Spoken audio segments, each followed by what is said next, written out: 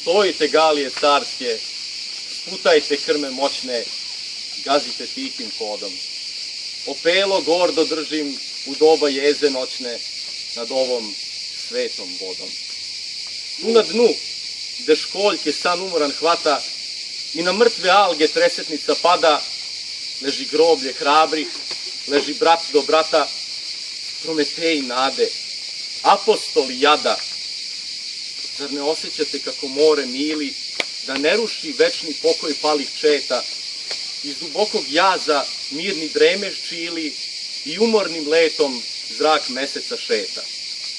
To je hram tajanstva i grobnica tužna za ogromnog mrca, ko naš beskrajna, tiha kao ponoć vrh ostrvlja južna, mračna kao savest, hladna i očajna.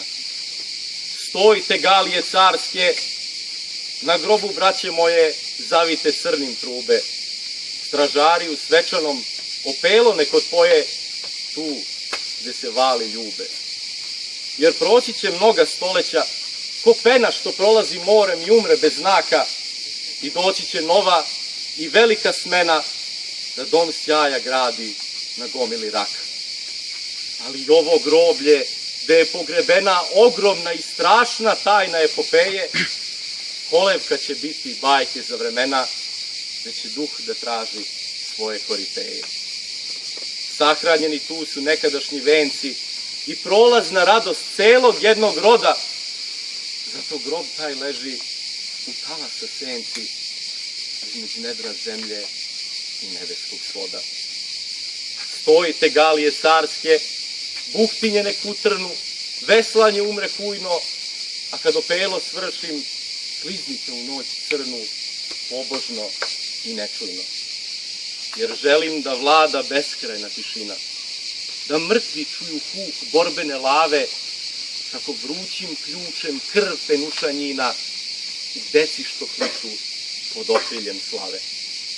Jer tamo daleko poprište se zari, ovom istom krvlju što ovde počiva, ovde nad ocem pokoj gospodari, tamo nad sinom povesnica biva. Zato hoću mira, da opelo služim, bez reči, bez suza i uzdaha mekih, da miris tamjana i dah praha združim u stutnjavu muku oboša dalekih.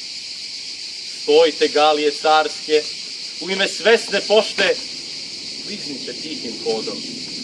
Opelo držim, kakvo ne vide nebo ljošte nad ovom svetom vodom.